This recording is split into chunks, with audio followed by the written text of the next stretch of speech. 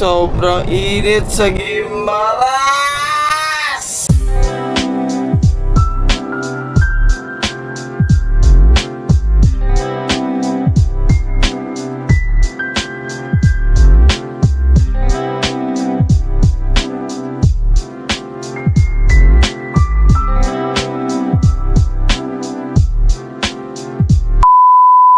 Good day, what is up mga bossing? For today's video, pupunta po tayo sa isang hidden gem dito sa Pilipinas. Okay?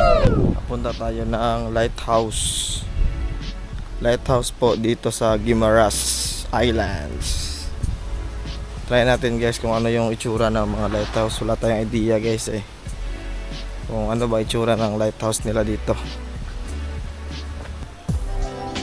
Yeah. Kung akala po natin na sa Guimaras Island is ang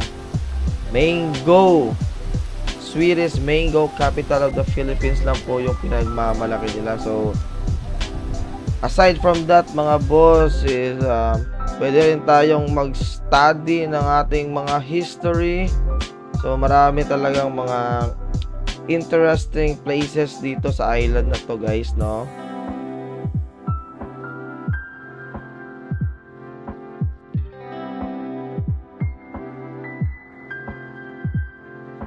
The Gisi Lighthouse.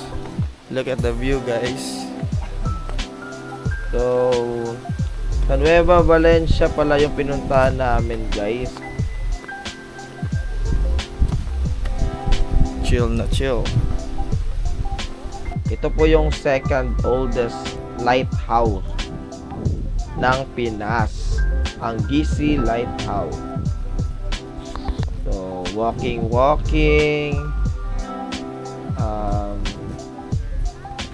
basically isa lang siyang ruins guys, abandonado, kinakalawang, pero yung kanyang aesthetic is nandun pa rin guys, diba? So samahan nyo ako guys, okay?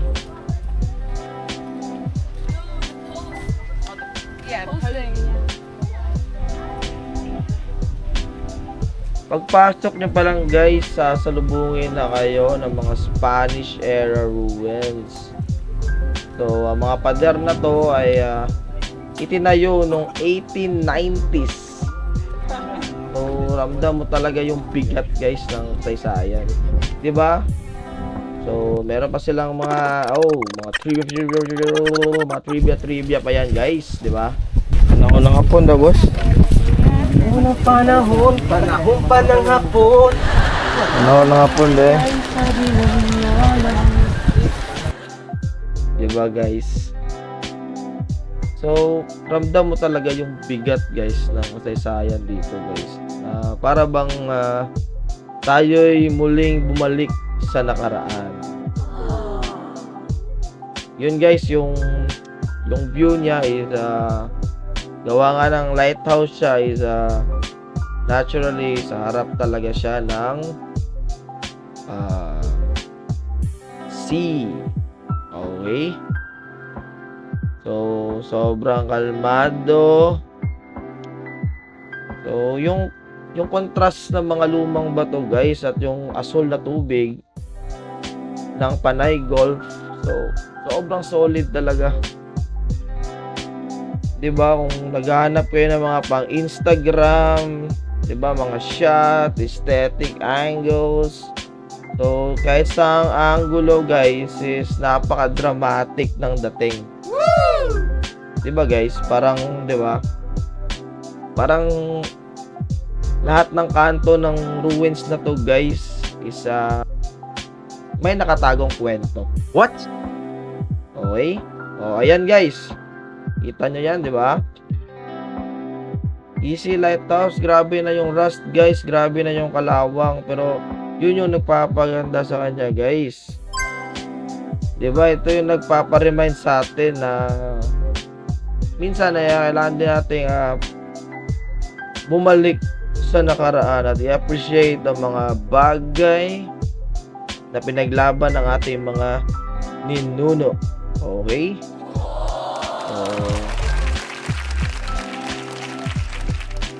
So, spot. Spotting.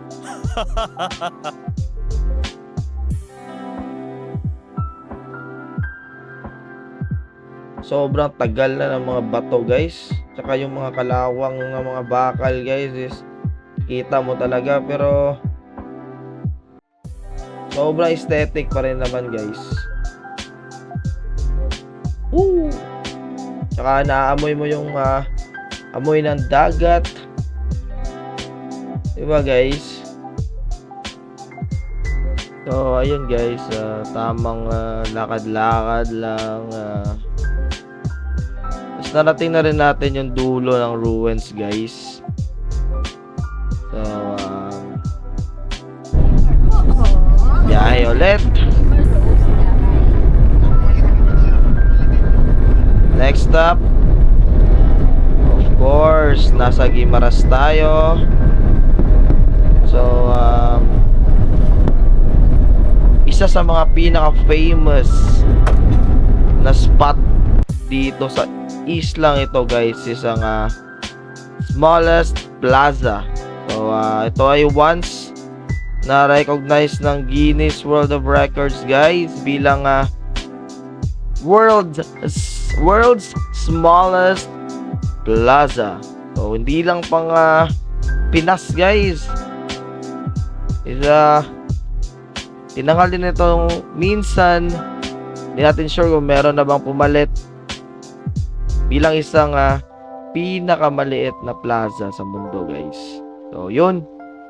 So, sobrang liit nga niya, guys. Parang 5 seconds, 10 seconds lang kami doon, guys. So, agad naman kami ay bumiyahe patungo sa aming susunod na destinasyon, guys. So, kung nakikita nyo, guys, ang nakikita ko, what is that, my boy? Are we in Ilocos, bro? No! We're still in Guimaras, my boy. So, pati ako hindi makapaniwala na meron din pala dito sa Guimaras yung mga windmill, which is yung source nila ng electricity. So, di ko lang alam, guys, kung 70% ba, 80%, basta yun yung sabi ng driver, na kalimutan nyo kung 70% ng electricity ng isla ay galing sa windmill. Okay? So, yun na nga, i-appreciate natin naman, guys, no? First time ko pong nakakita ng windmill sa malapitan, guys. So, yun. Sobrang saya at sobrang amazing na experience, guys.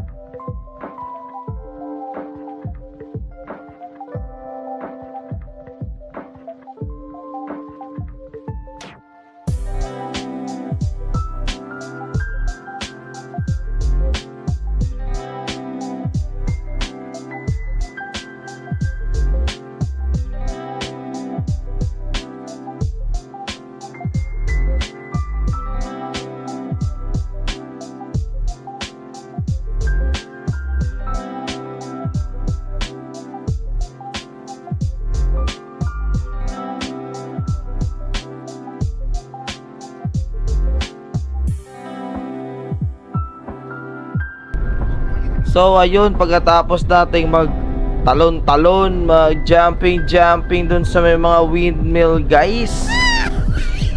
So, biyahe ulit tayo.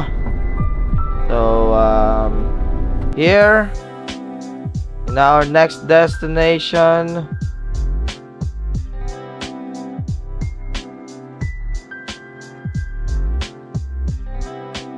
Man-made forest ng Guimaras. Bohol vibes. Kasi isa rin itong man-made forest. Sobrang chill at sobrang tahimik ng spot na to, guys. Must visit din ito, guys, no?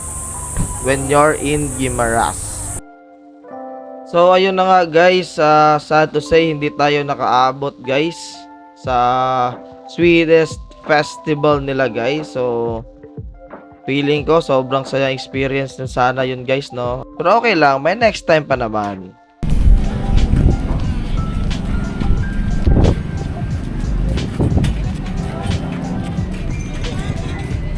Ay, gandong.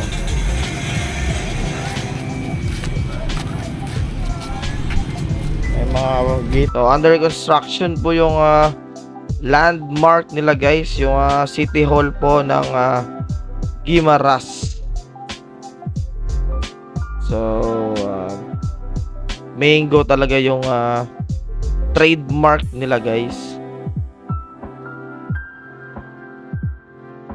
Sobrang sarap din naman talaga ng mangga nila, guys. At ayun na nga, by the beach po yung pagkain. So, yung time na yan, guys, sobrang gutom na talaga, guys. So, finally, makakapag-chill na galing sa mahabang biyahe. At happy tummy. Mabubusog na naman.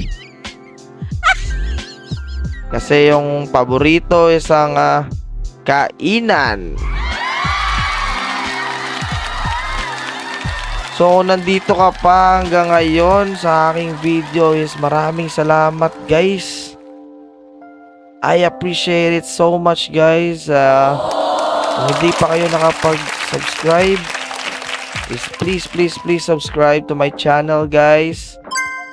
And isang malaking tulong po sa aming mga small content creators dito sa YouTube, guys. So maraming salamat talaga, guys, kung nandito ka pa, at enjoy the rest of the video.